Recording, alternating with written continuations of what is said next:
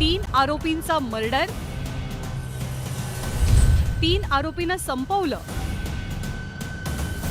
कर्नाटक बॉर्डरवर फेकले मृतदेह, अंजली दमानियांचा खळबळजनक दावा।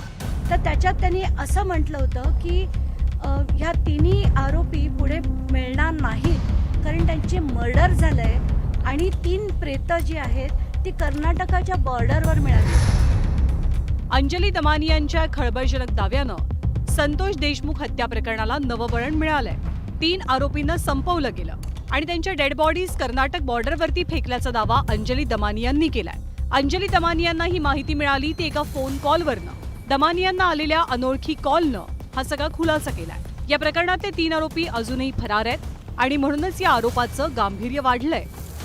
संतोष देशमुखांच्या हत्या प्रकरणातील एकूण 7 आरोपींच्या विरोधात केस पोलीस स्थानकात गुन्हा नोंदवला गेलाय। जयराम चाटे, महेश केदार, प्रतीक घुले, विष्णू चाटे या चौघांना पोलिसांनी अटक केली आहे। तर सुदर्शन घुले, कृष्ण आंधळे आणि सुधीर सांगळे हे 3 जण फरार आहेत। याच फरार आरोपींबाबत त्यांना फोनवरनं मिळालेल्या माहितीवरनं अंजली दमानी यांनी हा मोठा दावा केलाय।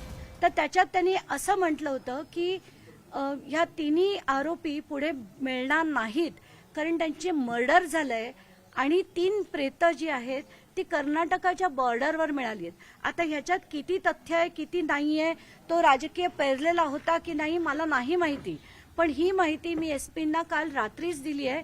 त्याची चौकशी त्यांनी केली असेल, खरं त्याच्यात तथ्य आहे की नाही मला माहित नाही, पुढे याच्यावर कारवाई काय झाली मला माहित नाही। अंजली दमानी यांच्या दाव्यानं मात्र मोठी खळबळ उडतीये।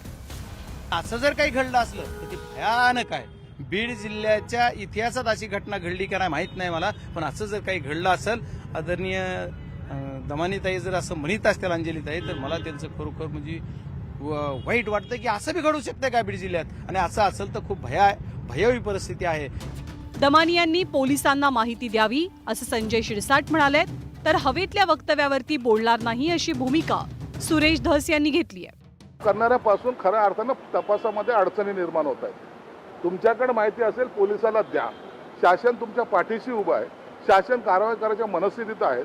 3 लोकांची हत्या झाली, मग त्यांच्या डेड बॉड्या कुठं आहेत, मग त्यांना तिकडं का टाकलं, हे सगळे प्रश्नचिन्ह निर्माण करायचं काही लोक काम करतायत। ते काही बोलतील, आम्ही असं वेग स्टेटमेंट करणार नाही। कोण त्यांचं खून कोण करेल बाबा, काय संबंध आहे? त्यांचा खून बिन नाही, ते 3 बी सापडतील आणि 4था बी सापडल आका। फरार आरोपींची खरंच हत्या झालीये का?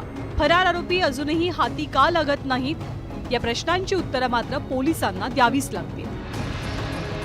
Bureau report, news 18 Lokmat, Beed.